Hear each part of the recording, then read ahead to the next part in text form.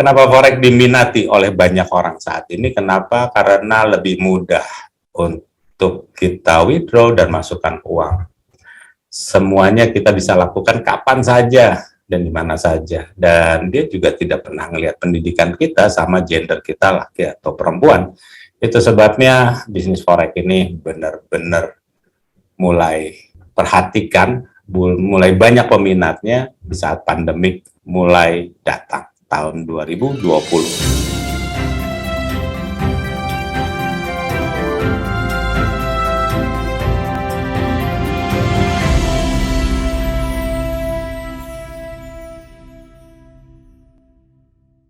Kita masuk ke disclaimer dulu bahwa Imperium Strategi dan Reza Aswin tidak pernah mengumpulkan dana dari masyarakat untuk keperluan trading atau investasi atau apapun itu yang sekarang ada di Telegram, WhatsApp, Instagram, Facebook yang menyuruh Anda untuk memasukkan dana dan dalam satu hari bisa untung lebih dari 10% per hari.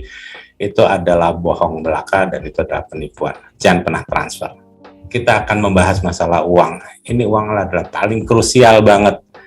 Banyak orang mengatakan bahwa kalau kita nggak punya uang, punya masalah. Kita punya uang juga punya masalah. Yang enak gimana? Yang enak adalah punya uang, ya ada masalah. Masalah itu selalu ada.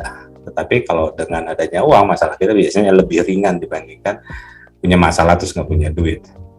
Tapi yang menarik adalah sampai saat ini yang namanya uang itu bukan hanya sebagai alat tukar, tetapi dia juga sebagai barang yang bisa diperdagangkan. Itu sebabnya banyak orang akhirnya berbicara masalah uang sebagai barang yang untuk didagangkan. Ini bisa terjadi misalnya saja di money changer pada saat kita punya uang Rp14.000 lalu kita tukarkan ke money changer dapat $1 dan beberapa waktu kemudian naik menjadi Rp15.000 per $1. Kita balik ke money changer dan kita tukarkan, kita mendapat untung Rp1.000. Kalau kita mendapatkan untung dari pertukaran itu, mau tidak mau uang menjadi barang dagangan, bukan lagi sebagai alat tukar. Nah, kegiatan fisik seperti ini itu dibuat online ya, maka mau nggak mau ini yang kita sebut forex itu lebih mudahnya, walaupun kita tahu sebenarnya yang terjadi sebenarnya adalah kita membeli bukannya fisiknya tetapi surat kontraknya. Jadi sebenarnya kita sedang membeli surat kontrak buy dan membeli surat kontrak sell. Panjang banget lah ya, nanti itu biarin aja ya kelas pemula yang bahas. Kenapa forex diminati oleh banyak orang saat ini? Kenapa? Karena lebih mudah untuk kita withdraw dan masukkan uang. Semuanya kita bisa lakukan kapan saja dan di mana saja. Dan dia juga tidak pernah melihat pendidikan kita sama gender kita, laki atau perempuan. Itu sebabnya bisnis forex ini benar-benar mulai perhatikan, mulai banyak peminatnya di saat pandemik mulai datang tahun 2020. Di balik kehebatan bisnis ini yang bisa menghasilkan banyak, kita tuh nggak pernah ngelihat ya, atau kita juga sering mendengar bahwa bisnis ini sangat merugikan. Baru-baru ini kalau Anda pernah lihat, banyak banget nasabah yang datang, mulai dari Surabaya, ada yang datang di Bandung, gitu ya, mereka minta uangnya balik. Kenapa? Karena ada perusahaan pialang yang nggak bisa bayar. Ternyata bukan itu. Ternyata memang edukasinya tidak berjalan. Nasabah memasukkan uangnya di broker, lalu login passwordnya diminta oleh marketing atau konsultan dari perusahaan tersebut, lalu ditradingkan. Ujung-ujungnya uangnya habis. Artinya konsultan atau marketing ini menjanjikan sesuatu hal yang fixed income, ya, diem aja pasti untung gitu ya. Dan tiba-tiba tidak sesuai dengan harapan dan uangnya habis. Akhirnya mereka nggak terima. Datanglah mereka ke perusahaan. Di satu sisi, kalau kita lihat broker, dia punya perjanjian yang jelas gitu loh. bahwa yang terjadi adalah antara perusahaan dan nasabah. Itu perjanjian. Di dalam perjanjian ada tulisan bahwa passwordnya apabila diberikan kepada orang lain, itu adalah tanggung jawab dari nasabah. Yang repotnya, yang minta adalah orang yang bekerja sebagai marketing atau konsultan di perusahaan tersebut. Hal ini tidak bisa dibereskan. Kenapa? Karena konsultannya kabur, marketingnya kabur. Padahal konsultan dan marketing itu sudah mendapat bagian dari pialang yang ada. Tapi secara hukum, perusahaannya tidak bisa dikenakan hukum dan harus mengganti kerugian. Nasabah itu nggak mungkin. Karena secara teori, apabila Anda menabung di BCA, lalu Anda dapat password atau PIN, dan PIN ini Anda kasihkan ke orang lain, lalu uangnya yang Anda taruh di BCA diambil karena dia mengetahui PIN ATM-nya, PIN ATM Anda.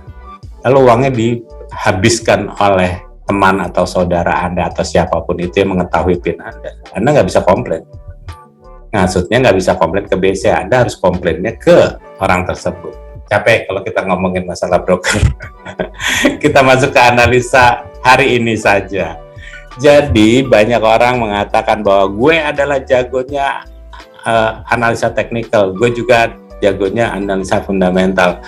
Apa sih bedanya? Bedanya adalah pada saat kita menjadi analis fundamental, kita bisa menentukan arah besar marketnya dengan menggunakan data-data keuangan, ekonomi, sosial, politik, apapun itu, data itu dimasukkan sehingga dia bisa memprediksi harga ke depannya. Sedangkan untuk analisa teknikal, itu dia memprediksi harga ke depannya dengan menggunakan volume dan harga. Jadi itu aja perbedaannya. Jadi mana yang lebih bagus, analisa fundamental atau teknikal?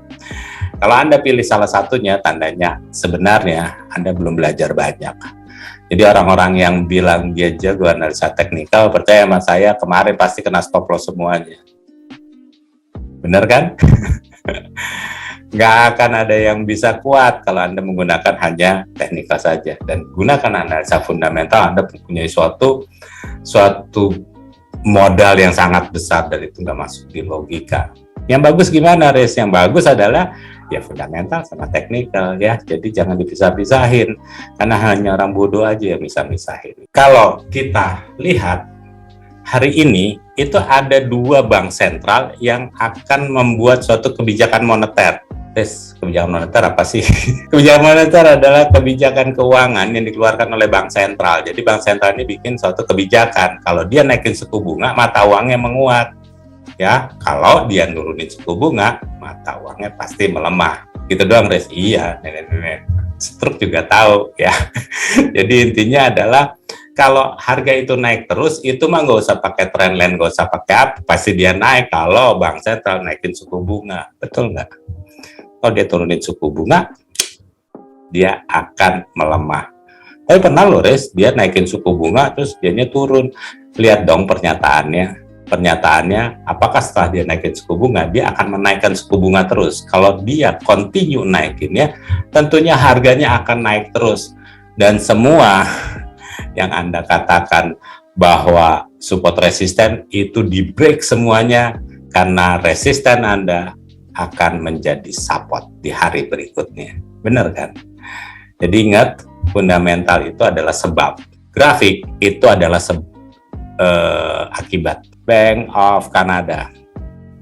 Kanada adalah suatu negara yang mempunyai angka inflasi 4,8%. Dan untuk negara sekecil ini, inflasi seperti ini tinggi banget. Dan tentunya karena harga minyak terus naik, otomatis suka nggak suka, dolar Kanada menguat. Bener kan? Nah, maka diprediksi dia akan menaikkan suku bunga. Nanti kalau jam 10 dia naikin suku bunga, USD Kanadanya Bapak dan Ibu bisa sell. Tapi kalau dia tidak menaikkan suku bunga, maka USD Kanadanya akan menguat atau naik. Gampang kan? Cuman itu aja kok, nggak usah pakai di trendline, garis-garis, nggak perlu. Kenapa?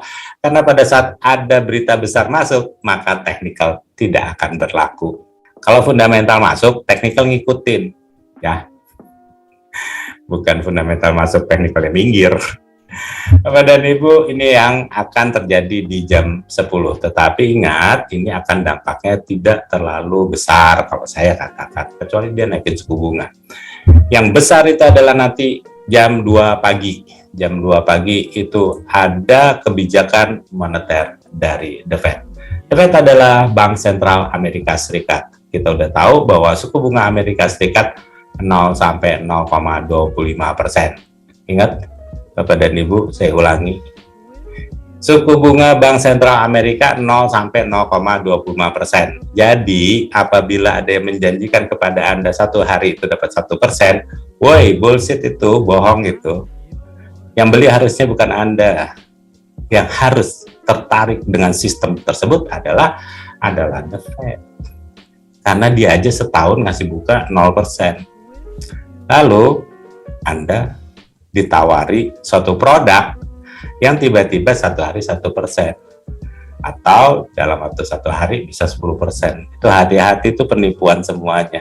Untuk itu nanti malam kita akan dengar bahwa apabila dia menaikkan, punya rencana sampai 4 kali naikin dalam 1 tahun atau dalam tahun ini, maka US akan menguat. Tetapi apabila kurang dari itu, maka US bisa terkoreksi melemah untuk sementara. The Fed juga nanti malam seharusnya dia membicarakan masalah pengurangan neraca.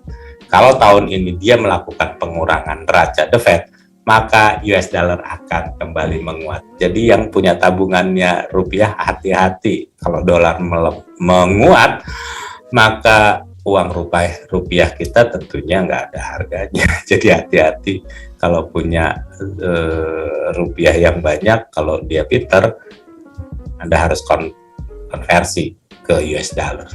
Sementara ini diproyeksikan itu dolarnya menguat, harusnya dia turun. Tapi ingat, gold itu safe haven. Kalau safe haven artinya apa? Saat terjadi perang, kita udah tahu yang namanya Rusia sama Ukraina dalam beberapa waktu ini terjadi suatu konflik yang suhunya tambah lama tambah memanas.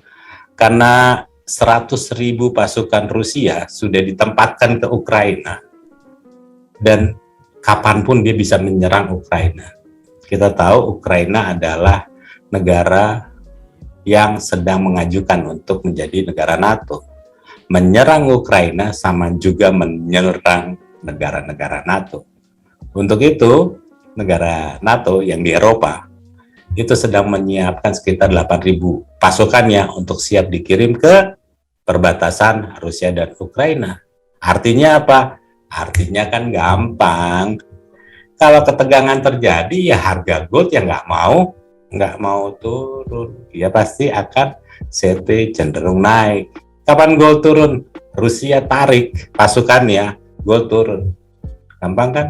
Itu juga yang membuat harga minyak nggak turun-turun. Untuk itu, yuk jangan pernah percaya ya sama mentor. Kenapa? Nggak semua mentor itu pinter. Kenapa? Karena nggak semua trader itu bodoh gitu loh. Jadi kalau banyak yang mengatakan bahwa mentor itu pinter nggak pernah salah, bohong. Mentor juga manusia. Dia karena duluan aja tradingnya, makanya dia lebih pintar dari Anda. Kalau Anda lebih duluan tradingnya daripada Anda, sebenarnya Anda lebih pintar. Artinya apa? Artinya adalah, yuk, jangan belajar boleh, tetapi jangan mengikuti caranya dia. Ambil saja yang bagus-bagusnya, yang jelek-jeleknya buang. Kalau mentornya dia kena stop loss, gimana membernya, bos? Clear?